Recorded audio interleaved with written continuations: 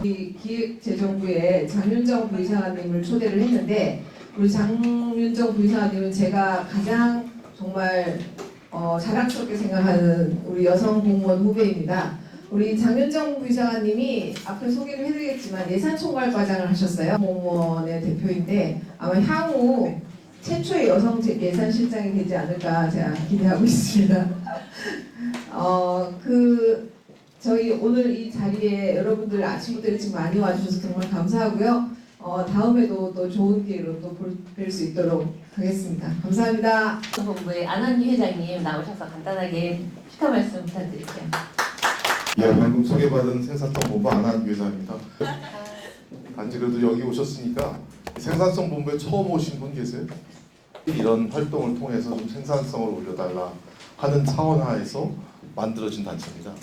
오늘 강연해 주실 그 장윤정 기획재정부 예산총괄과장님 소개시켜 드릴게요. 저희가 간단하게 양력을 저희가 이렇게 띄워놨는데 그 행시 43회로 2000년 공직에 입문하셔서 고용환경예산과장, 복지예산과장, 예산정책과장 등 다양한 그 부서를 과장을 역임하시고 2023년 여성 최초 예산총괄 과장으로 제가 알고 있습니다. 부임하셨고 오늘 기대를 안녕하세요. 장윤정 과장입니다. 네. 차관님이 분주하신데 김경선 차관님도 제가 되게 좋아하고 존경하는 그 공직의 선배님이십니다. 네. 오늘 이렇게 귀한 자리를 저한테 내주셔서 저야말로 너무 영광이고 모두 만나 뵈서 반갑습니다. 남성을 기준으로 볼 때 중위 연령인데요. 92년도에는 29.1세가 중위 연령이었는데 지금 22년도에는 42.7세고요. 50년 뒤에는 54세가 중위 연령이 된다는 그런 엄청난 얘기가 있습니다. 네. 일단은 92년도에 33.2조 원이었고요. 지금 그러니까 올해 예산이 656.6조 원입니다. 32년간 19.7배 성장해서 4월 말 4월 초쯤에 예산 편성 지침이라는 거를 이제 만들어가지고 통보를 합니다. 예산 편성 지침을 아마 잘 모르시고 크게 이제 들어본 일이 없으실 텐데요. 예산 편성 지침을 통상 여기에 그 25년도 예산 투자 방향이 자세히 나와 있습니다. 그래서 정부가 25년도에 예산을 어느 방향으로 투자를 하려고 그러고 어디에 중점을 두고 있고 이런 것들이 비교적 자세히 상세히 나와 있기 때문에 그런 것들을 한번 이제 알아보고 싶으시면 편성 지침이 가장 제일 먼저 나오는 그 다음 연도에 대한 투자 계획이라고 생각하시면 될 것 같습니다. 이런 지침을 통보하면 부처들이 이제 지침의 저희의 투자 방향을 보고 그걸 배경으로 또 각 부처의 어떤 그 정책 방향 이런 것들을 고려해서 4월, 5월 동안 예산 부처의 요구안을 편성을 합니다. 그래서 정부의 6월 말에 예산안 편성 저가 그 25년도 예산 투자안을 예산실이 요구를 하면 예산실이 6월, 7월, 8월 검토를 해서 9월 초에 정부안을 국회에 제출하면 국회에서 심의를 9월, 10월 내부 검토를 해서 주로 예결위는 11월, 12월에 이루어져서 작년에 같은 경우에는 12월 23일에 통과가 됐는데 법정 기한은 12월 2일입니다. 저희의 주요 특징은 그 정부의 예산 편성권이 있고요. 그리고 국회의 예산 심의권이 있습니다. 지금 이제 각 부처는 4월, 5월에 편성 작업을 시작을 하기 때문에 한 1, 2, 3월에는 부처에 가셔서 우리는 이런 거가 중요하고 이런 부분이 부족하고 이런 거를 얘기를 해주시면 부처가 4월, 5월에 그걸 반영을 해서 저희한테 내고 아니면 이제 그때 놓쳤다. 그러면 보통 이제 6월, 7월, 8월에 예산실에 오셔가지고 많이 얘기하시기도 합니다. 근데 부처도 안 되고 예산실에도 설명해가지고 설득해서 반응이 안 됐다. 그러면 이제 국회에 가셔서 9월, 10월에 이제 설명을 하시면 국회에서 하고 이제 그런 구조로 생각하시면 될 것 같고요. 네. 올해 예산의 주요 특징은 일단 첫 번째는 건전 재정 기조 경지인데요. 이제 분야별 특징인데요. 가장 이슈가 많이 됐던 이 R&D 구조 교육입니다. 여기 표에 나와 있는 게 이제 R&D 총 지출 규모인데요. 굉장히 빠른 속도로 증가해 왔습니다. 그래서 지금 15년부터 표가 나와 있는데요. 이 R&D 규모가 10조에서 20조가 되는 데는 한 10년이 걸렸습니다. 대략 10조에서 20조가 되는데, 근데 20조에서 30조가 되는 데는 3년밖에 안 걸렸습니다. 이 표에서 보시듯이 그 22 요때 아주 빠르게 급격히 증가했습니다. 이렇게 여기서 기초연구는 표가 안 나와 있는데, 기초연구도 지난 정부의 공약이 기초연구 예산을 2배로 하자였거든요. 기초연구도 짧은 기간 동안 이제 많이 들었기 때문에 이제 기초연구는 말 그대로 이렇게 그 R&D를 처음 하는 분들한테 뭐 5천만 원씩 이렇게 연금이 나눠주고, 그 다음에 조금 성과가 있으면 한 7천만 원, 1억 원씩 나눠주고, 조금 더 올라가면 뭐 한 5억씩 나눠주고, 약간 이런 성격. 그 다음에 이제 그 복지 분야인데요. 약간 아이러니하게 약간 그 진보 정보보다 보수 정보에서 이런 사회복지 분야에 대한 중요성을 더 많이 강조하는 것 같아요. 그래서 이번 정부는 약간 이 복지 분야, 그럼 이제 지출을 많이 줄이다 보니까 이렇게 지출을 줄이는 과정에서 이제 꼭 필요한 사람들한테 이제 투자가 소홀해지면 안 되기 때문에 그런 부분을 많이 고려해서 24년도 예산은 이 사회복지 분야에 대한 부분을 많이 했습니다. 그래서 생계급여 제도를 여기 맨 아래 보시면 그 생계급여 제도가 도입된 이후로 생계급여의 기준은 중위 30%, 이제 소득이 중위 30% 이하일 경우 생계급여 수급자가 됩니다. 그리고 지급액도 중위 30% 소득과 자기소득의 차익만큼을 지급을 하거든요. 이 30%를 저희가 32%로 2%를 올렸습니다. 그 다음은 이제 청년인데요. 청년 같은 경우에는 이제 소득이 이제 2천만 원 미만이 40%로 전체 뭐 절반 가까이가 이제 2천만 원 미만 소득을 갖고 있기 때문에 뭐 가계에 대한 경제 부담, 뭐 일자리 이런 것들이 이슈라서 교통비 언론에서 많이 보셨을 거예요. K패스 할인, 청년을 30%, 일반은 20%, 취약계층을 53% 할인해주는 K패스를 이제 도입을 했고요. 그 다음에 또 자격시험 응시료, 뭐 이런 거에 대한 건의사항이 엄청 많더라고요. 청년 간담회 이런 거를 해보면 나한테 실제 도움이 되는 걸 해달라. 그래서 여러 가지 이제 취업을 하려면 시험을 봐야 되는데 상임공개 사안에 여러 가지 자격시험에 대한 응시료 저희가 50% 감면, 이것도 돈이 한 몇백억이 들어가는 사업입니다. 생각보다 많이 돈 들어가고요.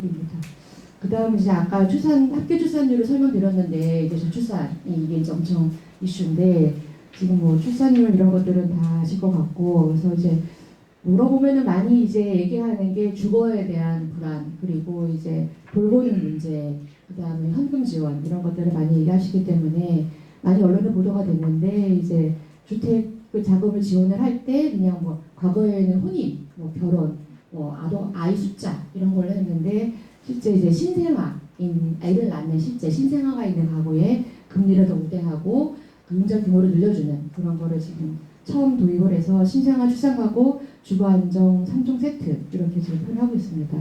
그 다음에 이제 육아휴직 유급 지원 기간을 1년에서 1년 6개월로, 이게 엄마 아빠 각각 애 한 명당 1년 6개월까지 최대 육아휴직을 할 수 있고요. 국방비의 상당 부분이 군인들을 먹이고 재우고 입히고 돌보는 돈이, 뭐 무기를 구입하는 예산도 많지만 먹이고 입히고 재우는 돈이 상당히 많습니다. 그래서 국방부를 편성을 해보면 거의 뭐 여자가 국방부는 편성하는 게 더 좋을 것 같아, 남자보다. 그냥 현실적으로도 그냥 군대를 안 갔다 온 여자가 어떻게 국방부 예산을 편성하냐 그럴 수 있는데, 실제 국방부 예산 구조를 보면 이런 것들이 많아요. 그 다음에 이제 이번 정부 특징 중에 하나가 ODA 예산을 많이 늘려오고 있는 건데요. 저희가 이제 해외 이제 다크라고 공적 원조기구가 있는데 거기서 보면 이제 GDP 대비 ODA를 얼마를 각국이 투자하냐 이런 것도 지표가 있거든요. 근데 우리나라는 아직 경제 규모에 비해서 ODA 규모가 많이 낮은 편입니다. 그래서 그것들을 꾸준히 이제 선진국 수준으로 올리는 작업을 하고 있고요. 그래서 지금 6.5조, ODA 규모를 6.5조로 늘렸습니다. 이상으로 강의를 마치겠습니다. 혹시 궁금하신 거 있으시면 저희가 질문 드릴 시간을 갖도록 하겠습니다. 아까 2024년에 생계급여가 굉장히 이전 연도들에 급격하게 오른다고 말씀하셨는데 예. 드라이버가 뭘까요? 고민을 하다가 그냥 이렇게 특정 계층을 지원하는 것보다는 전반적인 저변을 올려주는 게 더 나을 것 같다. 약간 그런 생각으로 핑계급여의 기본 베이스를 올리는 거를 타깃을 했습니다.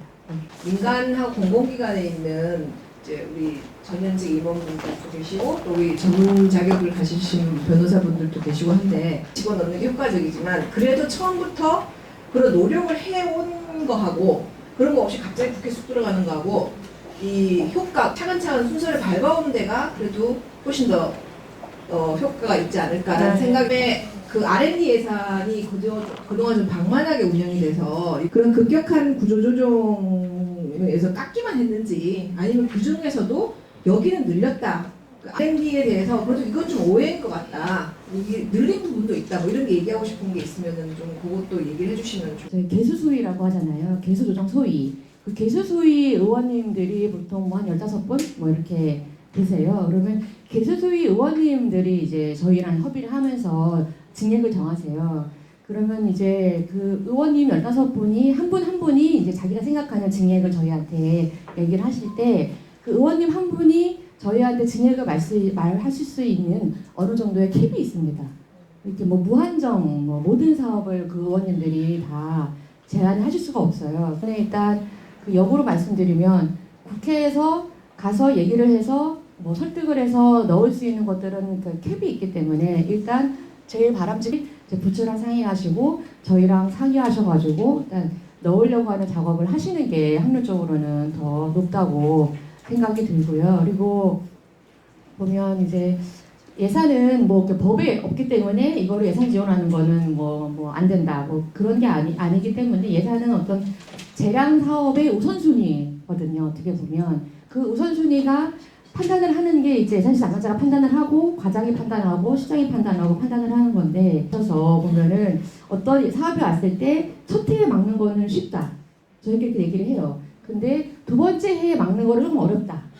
근데 세 번째 해까지 막는 거 정말 잘 막았다. 이렇게 얘기하거든요. 그러니까 포기하지 않고 계속 노력하시면 그 다음에 이제 R&D는 저도 R&D 과장을 했는데 뭐 지난 정부에서는 약간 많이 이제 투자를 안 했던 대표적인 분야가 원전이라던가 이런 분야들이 있거든요. 이번 정부는 이제 그런 분야에 대해서는 투자를 많이 확대했고 또 글로벌 협력 부분에 대한 투자를 많이 확대를 했습니다. 그래서 그 해외에 있는 유수의 대학과 또 유수의 어떤 기업과 이제 글로벌 뭐 바이오라던가 이런 분야로 투자 협력하는 분야 예산은 아마 찾아보시면 놀라울 만큼 많이 증액이 됐기 때문에 그런 분야에 관심이 있으신 분들은 아마 이제 R&D를 기본적으로 다 공모거든요. 그래서 그 공모 나오는 거를 많이 보시면 알 것 같고 그 다음에 약간 그 과제 공모용, 그러니까 과제를 정하지 않고 그냥 대략의 방향만 이게 프로그램 R&D라고 하는데요. 과제의 방향만 대략 정해놓고 그 안에서 이제 내가 어플라이를 해가지고 심사해서 그래 이런 분야 R&D 괜찮은 것 같아 해 이렇게 줄 수 있는 그런 프로그램 약간 조금 많이 오픈되어 있는 그런 프로그램 R&D도 많이 늘렸습니다. 그래서 안녕하세요. 저는 아리랑TV 감사실장 이에스더라고 아, 하는데요. 저희 이제 예산 신규 증액하려고 하면서 예산 총괄 과장님 참 만나 뵙기가 되게 어려운데 어마어마하게 어려운데 이렇게 오늘 뵙게 돼서 너무 반갑고 또 최초로 여성 과장으로 대한민국 전체 국가 예산을 이렇게 기획하시고 하는 모습이 너무 멋있고 참 왠지 제가 다 뿌듯하고요. 근데 오늘 되게 큰 그림으로 이제 10대 예산 방향에 대해서 얘기를 해주셨는데 이게 정부 예산의 큰 방향에 담기진 않았지만 우리 과장님께서 개인적으로 이 예산을 좀 돌보고 키우고 해야 되는 영역인데 큰 뭐 포션은 아닐지라도 이렇게 개인적으로 관심 갖고 있는 영역이 있으신지. 고용부랑 복지부 예산에 이제 관심이 많고요. 복지부 예산 중에서는 그 아동 관련 예산 또 요새는 이제 최근에는 이렇게 따뜻한 마음을 가지신 간부님들이 많아서 약간 그 조직화되지 않은 소수 그러니까 그런 표현을 막 쓰시면서 그 보호 종료 아동 요즘은 자립 지원 아동 청년 뭐 이렇게 얘기 표현하는데 그런 이제 고아원 이제 아동 시설을 나온 그런 아동에 대한 지원 이런 것도 사실 많이 늘리고 있는 편이고요.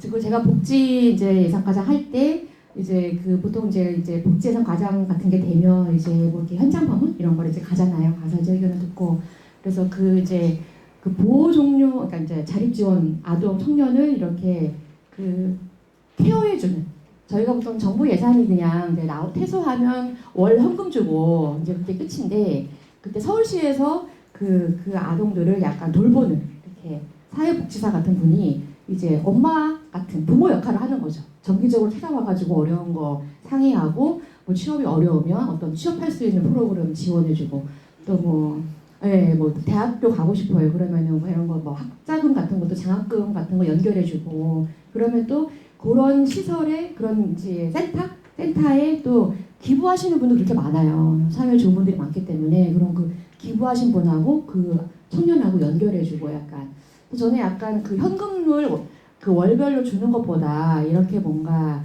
이렇게 케어해주는 이런 게 더 훨씬 이제 실제로도 그런 게 더 좋다고 하고요. 그래서 이제 그런 것들을 이제 많이 이제 확대하고 그 프로그램을 넣어주고 이런 것도 이제 많이 하는데 사실 이렇게 와서 뭐 10대 주요 특징 이제 이런 걸 하고 저희가 이제 정부 예산 사업이 한 뭐 몇천 개 됩니다. 한 8천 개 가까이 되기 때문에 뭐 정부 안을 발표할 때 홍보 자료 내고 그런 거에 이런 세세한 거를 다 담을 수가 없어요. 다 설명할 수가 없고 그래서 이제 기자들도 많이 이제 예산안 브리핑하면 너무 쓸 게 많아가지고 이런 작은 것들은 붙이는데 실제로는 저는 약간 그런 작은 예산들에 더 애착이 있고 거기 막 크게 홍보되지 않아도 그런 것들이 조금씩 사회를 바꿔가고 있다고 믿고 실제로 그런 것 같습니다. 그래서 그런 약간 자잘한 고용복지 분야에 그런 자잘한 사업들이 많거든요. 그래서 그런 거를 이렇게 섬세하게 이렇게 짜 나가는 것도 예산하면서 큰 보람인 것 같아요. 네.